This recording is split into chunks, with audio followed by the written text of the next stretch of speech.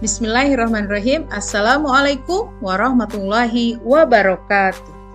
Halo anak-anakku, dimanapun kalian berada. Bertemu kembali dengan Ibu. Dan pada kesempatan ini, Ibu akan menemani kalian untuk belajar mata pelajaran bahasa Indonesia. Pada pertemuan kali ini, kita akan membahas teks tanggapan. Sebelum belajar, mari kita berdoa terlebih dahulu. Bismillahirrahmanirrahim.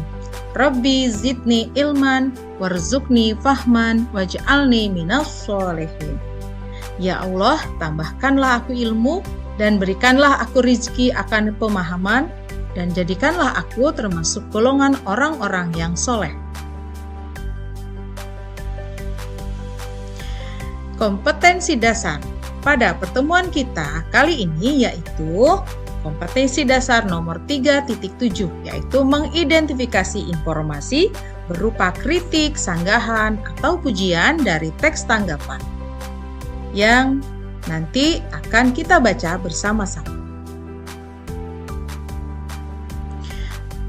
Tujuan pembelajaran pada pertemuan ini yaitu ada 3. Pertama, kita harus mampu memerinci informasi dalam teks tanggapan dengan tepat dan teliti. Lalu kita juga harus mampu menyeleksi informasi berupa kritik dan menyeleksi informasi berupa pujian dalam teks tanggapan yang nanti akan kita baca bersama-sama. Baik, sebelum kita menganalisis teks tanggapan, kita harus pertama-tama terlebih dahulu mengenal apa itu teks tanggapan. Seperti biasa, kalian dapat mencari referensi dari berbagai literatur untuk mencari pengertian dari apa yang kalian cari. Dalam hal ini, atau pada kesempatan ini, yaitu pengertian teks tanggapan. Menurut Kamus Besar Bahasa Indonesia, arti tanggapan adalah sambutan terhadap ucapan yang bisa berupa kritik, komentar, dan sebagainya. Nah, karena yang kita pelajari pada saat ini yaitu teks tanggapan, maka nanti kita akan belajar tanggapan atau sambutan atau ucapan seseorang berupa kritik, komentar tersebut dalam bentuk teks. Jadi di akhir pertemuan nanti kita diharapkan mampu menulis teks tanggapan yang baik. Sumber lain mengenai pengertian teks tanggapan yaitu Repositori Universitas Islam Negeri menyatakan bahwa tanggapan diidentifikasikan sebagai salah satu pengalaman tentang objek peristiwa atau hubungan yang diperoleh dengan menggunakan informasi dan menafsirkan pesan. Sementara itu, berdasarkan Repositori Universitas Muhammadiyah Purwokerto, menurut Sujanto tahun 2004, tanggapan adalah gambaran pengamatan yang tinggal di kesadaran kita sesudah mengamati.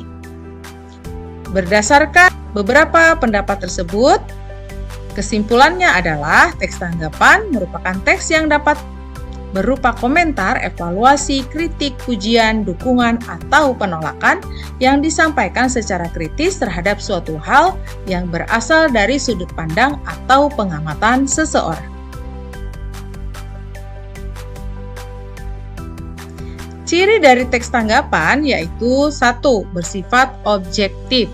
Jadi menanggapi berdasarkan apa yang ada atau apa yang terlihat, berdasarkan fakta dan data. Ciri berikutnya yaitu memiliki kaidah bahasa tersendiri agar disampaikan secara jelas dan logis serta sopan. Dan yang ketiga yaitu memiliki struktur teks yang terdiri dari konteks atau evaluasi, deskripsi, dan juga penegasan kembali. Apa fungsi teks tanggapan dalam kehidupan kita? Tentunya ada bermacam-macam. Pertama, fungsi teks tanggapan yaitu mengapresiasi suatu karya atau hal yang dilakukan oleh orang lain dengan cara yang detail dan sejelas mungkin. Yang kedua, memberikan kritik membangun yang dapat membantu suatu hal untuk diselesaikan atau menjadi lebih baik. Dan yang ketiga, sebagai sarana dari hal yang ditanggapi agar sesama pemberi pujian atau apresiasi atau pemberi kritik dapat berdialog dengan lebih baik melalui konteks, deskripsi, dan penilaian yang diberikan oleh teks tanggapan. Dan yang keempat, teks tanggapan juga berfungsi memberikan saran terhadap suatu hal atau persoalan melalui cara yang sistematis, terarah, dan terbaik sehingga pujian atau kritikan tidak semua dan dapat dipertanggungjawabkan dengan baik atau secara objektif. Apa itu kritikan dan apa itu pujian? Kritikan adalah anggapan yang disertai dengan pertimbangan baik atau buruk terhadap suatu hal. Atau dalam kata lain, tanggapan baik ataupun buruk terhadap objek ya yang kalian lihat atau yang kalian tanggapi. Sementara itu, pujian adalah pernyataan yang menyatakan penghargaan atau keunggulan sebuah hal tertentu. Atau dalam kata lain, pernyataan atau penghargaan atas kebaikan maupun keunggulan atas objek tertentu. Nah, mari kita baca teks tanggapan berikut ini dengan saksama. Selanjutnya nanti kita akan analisis atau identifikasi informasi yang ada dalam teks tersebut. Selamat membaca.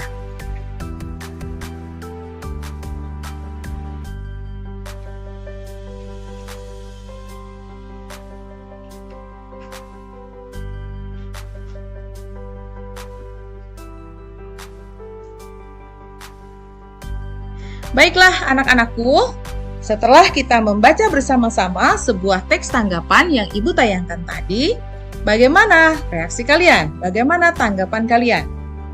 Ya, kita akan analisis ya. Ada beberapa pertanyaan atau kalimat atau pernyataan yang menarik perhatian kita. Di antaranya, 1. Budaya populer Korea sangat digemari oleh berbagai kalangan. Nah, jika dilihat dari kalimatnya, apakah kalimat ini termasuk ke dalam kritikan, pujian, atau saran? Ya, kalimat ini objektif ya, dan secara tidak langsung memuji. Berarti kalimat ini termasuk ke dalam pujian. Selanjutnya, ada kalimat berikutnya, yaitu penulis menyayangkan mengapa masyarakat Indonesia lebih suka budaya asing dan mengabaikan budaya bangsa sendiri. Jika dilihat dari kalimatnya, kata menyayangkan berarti secara tidak langsung mengkritisi. Diperkuat lagi pernyataan berikutnya yaitu mengabaikan budaya bangsa sendiri. Oleh karena itu, kalimat ini berarti termasuk ke dalam kritikan. Yang ketiga, kita mendapatkan manfaat dan tambahan pengetahuan dari kebudayaan Korea tersebut. Jika dianalisis, ya, jika kita lihat baik-baik, kata mendapatkan manfaat dan tambahan pengetahuan secara tidak langsung menunjukkan pujian. Maka kalimat ini termasuk dalam kalimat pujian. Selanjutnya, budaya Korea telah merasuki masyarakat sejak bayi. Kalimat ini objektif dan secara tidak langsung memuji. Maka ini termasuk ke dalam kalimat pujian. Banyak yang mempelajari bahasa Korea walaupun sulit. Sama, kalimat ini pun objektif dan secara tidak langsung memuji.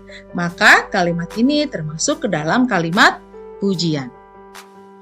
Yang keenam, sebaiknya kita mengapresiasi juga kebudayaan sendiri. Sepintas kata sebaiknya seperti sedang menyarankan ya, tetapi sebenarnya sedang mengkritisi karena ada kata mengapresiasi juga kebudayaan sendiri. Maka kalimat tersebut masuk ke dalam kalimat. Kita berlanjut ke analisis kalimat berikutnya, yaitu kalimat ke-7. Sudah banyak orang asing yang mempelajari budaya kita. Jika dilihat, kalimat ini objektif dan secara tidak langsung mengkritisi.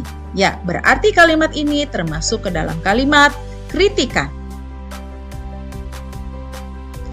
Kalimat berikutnya, manfaat belajar budaya asing sangat banyak. Ya, manfaat ya. Bicara tentang manfaat berarti kalimat ini secara tidak langsung memuji. Nomor 9, kemampuan berbahasa asing bertambah. Sama ini pula ya. Jadi ada kata bertambah secara objektif dan kalimat ini berarti masuk ke dalam kalimat pujian. Begitu pula dengan kalimat ke-10. Bagaimana dengan kalimat ke-9? Ke-11. Bagaimana dengan kalimat ke-11? Apakah pemerintah kurang memperhatikan pekerja seni atau pekerja seni yang hanya mementingkan tarif? Kalimat pertanyaan ini terdiri dari dua pertanyaan yang keduanya menunjukkan kritikan ya, yaitu terhadap pemerintah dan pekerja seni. Kalimat nomor 12. Kita tidak dapat menyalahkan negara asing yang merebut hati masyarakat kita. Nah, kalimat ini sebenarnya merupakan kalimat pernyataan, namun dapat masuk ke dalam kalimat saran. Kita lanjutkan. Masih ada beberapa kalimat yang menarik perhatian kita. 13. Kita dan pemerintah harus introspeksi diri tentang cara promosi budaya terbaik. Kalimat ini jelas ya, kata harus yang terdapat pada kalimat tersebut jelas menunjukkan kalimat ini adalah kalimat saran. Begitu pula dengan kalimat-kalimat nomor 14, 15, dan 16.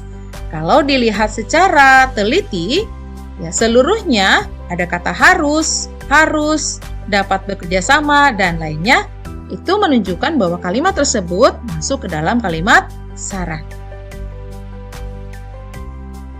Ya, anak-anakku sekalian, alhamdulillah kita sudah melewati pembelajaran kita hari ini dengan lancar.